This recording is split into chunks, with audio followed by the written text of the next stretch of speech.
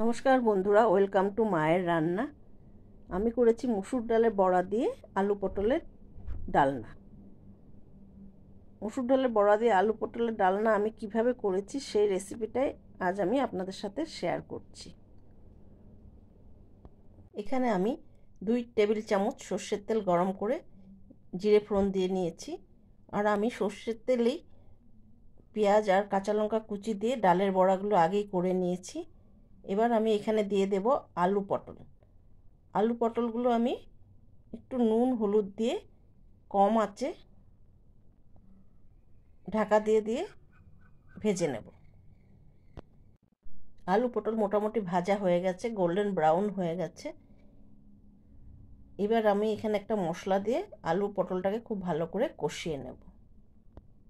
আলু পটল কষানোর জন্য আমি এখানে নিয়েছি 1 চামচ ধনে গুঁড়ো, 1 চামচ জিরে গুঁড়ো, হাফ চামচ শুকনো লঙ্কার গুঁড়ো, হাফ চামচ হলুদ গুঁড়ো আর 1 চামচ আদা কাঁচা লঙ্কার পেস্ট।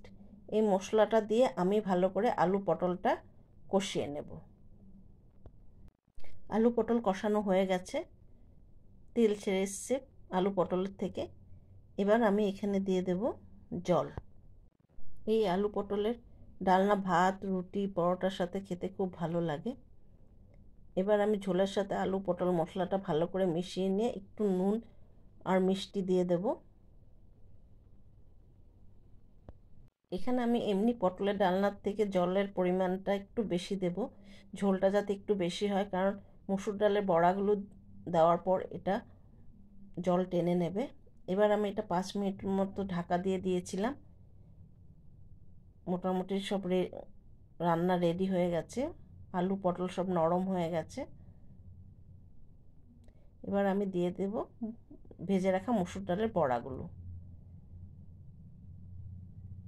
ভেজে রাখা মসুর ডালের বড়াগুলো দিয়ে ভালো করে আলু পটলের সাথে মিশিয়ে নেব। মিশিয়ে নিয়ে এটা আমি 5 মিনিটের জন্য ঢাকা দিয়ে দেব।